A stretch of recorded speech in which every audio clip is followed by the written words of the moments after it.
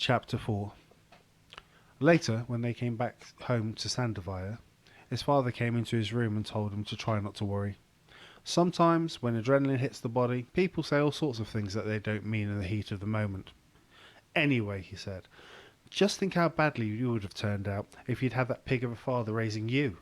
We should all be thankful Yekvan's not worse. Hogni had to laugh at that.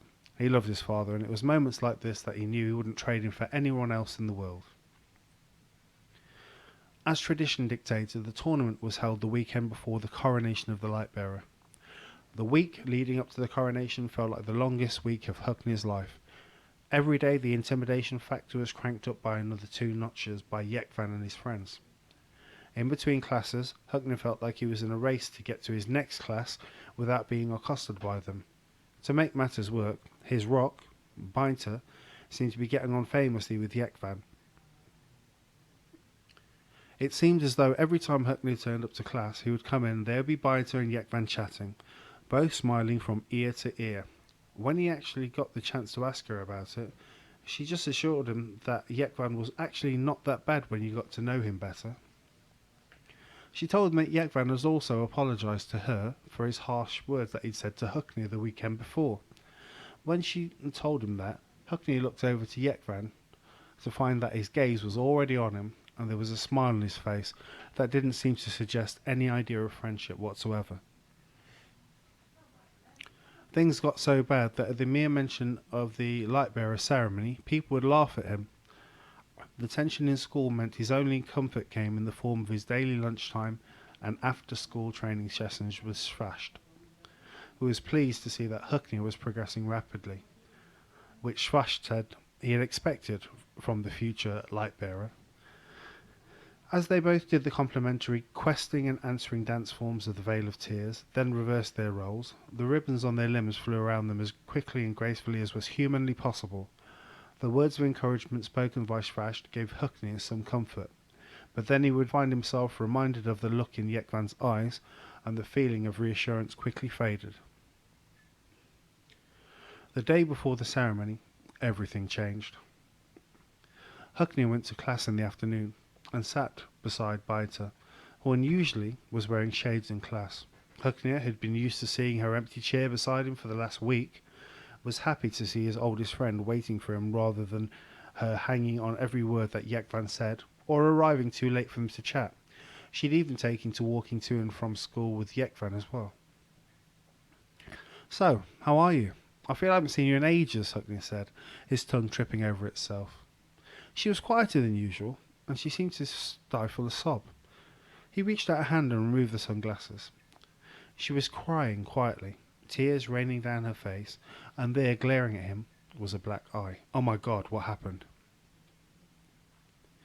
The eye was an angry shade of blue and almost completely sealed over. "I fell," she explained unconvincingly. "Where?" he said. It's quite bad." The tremble in her voice and the fear in the darting glance she gave over her shoulder told him the truth of the matter. It was as though he'd been dipped in cold water.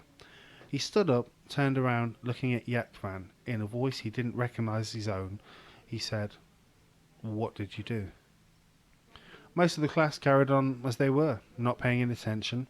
Hogni said it again, louder. "What did you do?" Beinter was holding onto his hand, trying desperately to pull him back into his seat. Her efforts were in vain. It was like trying to pull a statue. "What did you do?" shouted Hogni as he sprinted across the classroom, knocking over tables, much to the surprise of his classmates. He looked into the cocky eyes of Yekvan, who saw him sprinting across the classroom towards him, and instinctively shrunk away. Hogni roared and threw himself forward. Hogni could only hear a rushing sound in his ears, and he was just about to grab Yekvan when he felt himself being hurled backwards. He roared, struggling and kicking against the person's grasp, but he was helpless as a child in the grip that held him. Eventually the roaring subsided. He stopped struggling as the words being repeated in his ears started making sense to his rebelling mind. "You have to be of sound body, spirit and mind," the voice whispered. Hogni was being carried backwards. Yekvan had gathered himself by then. "Let him go, Svasht, and we can sort this now once and for all." "This isn't over, Yekvan, not even close," shouted Huknir, and the first time ever it really wasn't over. All it took was the thought of Biter's black eye, and he could feel the fire in his stomach, curling. Then all he wanted to do was get hold of Yekvan. For the whole day he was so angry he didn't even notice the duration of the additional training session Shvash had told him to attend after school. But apparently he performed every movement perfectly. He did his mandatory cool-down exercises and didn't even notice the time or the effort he'd put in. Earlier in the day, before the incident, he'd promised to walk Biter home. After his altercation with Yekvan and his extra training session, he'd expected to find Biter waiting by her locker for him. But she was a no-show. Hugni shrugged it off. Maybe she had to get home early. He walked home, still in a daze from the events of the day. When he finally arrived home 30 minutes later, tired yet more clear-headed from the walk, he sat with Hannes and Ella and started to relax.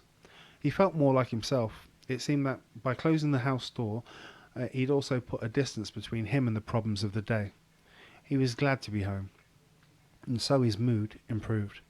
Even though Hannes was acting up trying to get Hukni to chase him round, he barely even noticed his brother's good-natured teasing. He'd only been at home for an hour when he heard the letterbox flap in the kitchen. He had expected to find a flyer for a takeaway restaurant. Instead, there was an envelope with his name on it. He opened it, and there was a scribbled note inside. It said, "Come as quickly as you can. I have Biter. You saw today she has one black eye. It'd be a shame for her to get another one. Let's finish this, brave boy. I'll be where we used to wander off when we were much, much younger."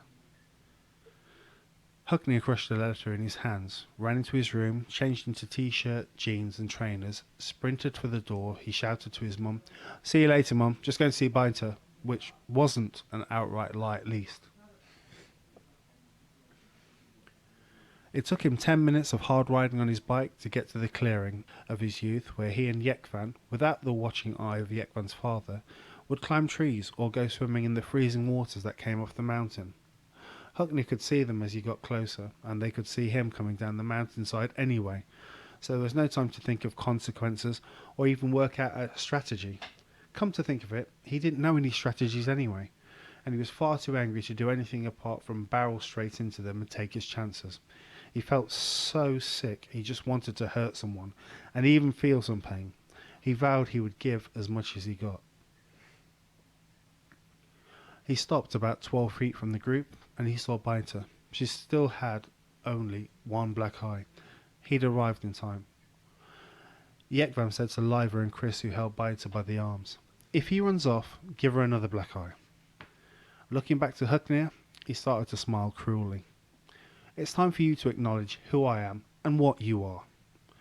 There was still a lot of space between them, and Yekvan started doing loosening exercises to free his shoulders' range of motion.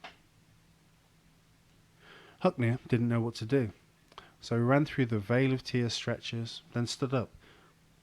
His leg was shaking a little as he walked forward, but he tried to walk it off. Yekvan spotted it, laughed and pointed it out to his comrades. "Ah, look at the light bearer shaking, without the protection of the priest or his dad. Look at how brave he is." "Yes, you're brave enough to hit a girl, brave enough to come here with 2 other people. You must sleep in your bed proud at how brave you are. You are less than a man. I could have come here with Dad or even Shvasht."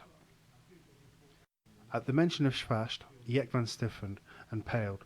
Such was his fear that the man put into people even when he wasn't around. "I don't care anymore. The running, being scared of you, and worrying about what you're going to do to me. It all ends today, so let's finish this, you son of a pig," Hugni said. Yekvan gritted his teeth. "I'll make you eat those words." He advanced in a boxing stance, and when he came closer to Huknir, he opened with a flurry of punches. Huknir almost tripped backwards, trying to avoid being hit. Too late, a looping left crashed into his side, taking his breath away. He was bent double and went onto his knees coughing, trying desperately not to be sick. "What's my name?" Yekvan asked. "Son of a pig," Hogni gamely stammered out. He pushed himself off the ground to stand. Yekvan closed in quickly and feinted left, then drove a right in the left side of Hogni's ribs. The meagre bit of air he'd managed to suck in from the first punch whooshed out. Hogni fell to his knees, this time bent double with his forearm supporting him. "Who am I?" shouted Yekvan. He raised his arms above his head as he had at the tournament. Hogni's brain was racing. He was taking a lot of damage. He just didn't know how to defend himself. He could see the punches coming, but didn't know how to defend against them. His thoughts fluttered around like bits of paper in the wind. He was desperately trying to think of a solution. Surely, if he could avoid the weighted ribbons of the Veil of Tears, practicing the dance with Shvasht, he could... The weighted ribbons. The weighted ribbons. The ribbons. A kick to the ribs forced every last bit of breath out of his body, and his head swam as he gripped his sides, struggling to stay conscious. As he lay on his back grasping for breath, his head swam and his mind flashed back to the training, the endless repetitions, the questing and answer of the weighted ribbons, the harshness of learning the individual disciplines from the day he could put one foot in front of the other without falling over. Endless hours. He could see the ribbons. His brain was slowly connecting the dots. It was as though a blindfold was falling from his eyes. Hogni started to see the Veil of Tears in a whole different light. The ribbons on his hands and feet. He'd never been allowed to let them slacken.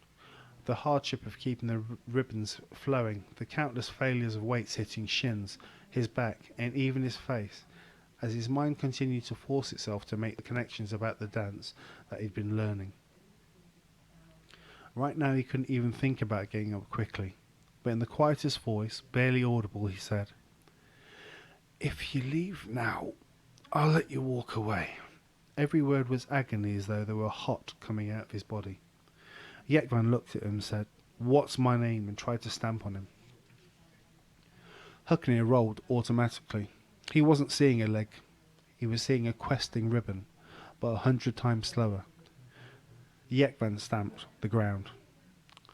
Louder, as his breathing was returning to normal, Hogni said, "If you leave now, I'll let you walk away." Yekvan said, with his face a mask of rage, "Not until you tell me who I am," and again tried to stamp clumsily on Hogni. Hogni moved just out of the way and smiled. He could breathe now. He rolled backwards and handsprung to his feet. He looked at Yekvan with a cold smile on his face. He walked forward without fear for the first time in his life. Yekvan was trying to feint punches and follow with hooks and crosses. They all missed, and Hogni said, "The unveiling of tears." And he went into the first part of the dance, using fists instead of the ribbons. He crashed a whip-like fist hardened through 10 years of knuckle push-ups into the jaw of Yekvan, and followed through with the second part of the unveiling of tears. A front kick to the shins. Yekvan fell, still twisting from the initial punch forward onto his side. Without breaking pace, Hogni advanced on Liva and Chris, who, open-mouthed, was still loosely holding Beinter, who also had a look of astonishment on her face. They looked uncertainly at first at each other, let go of Beinter, then ran at him. To Hogni it was as though they were moving in water. He ducked a clumsy punch and responded with a back fist, and then 2 questing kicks to Liva's shins dropped him to the ground, tears springing unbidden to reddening faces. Groaning in agony and shock, Liva asked him, ashen-faced, "What are you?" Hogni took Beinter's hand and walked back through the throng of bodies with his bike in the other. Only pausing to look at Yekvan as he walked by, who was still unconscious, he said, "I'm the light bearer," and continued to walk with his friend up the mountain towards home.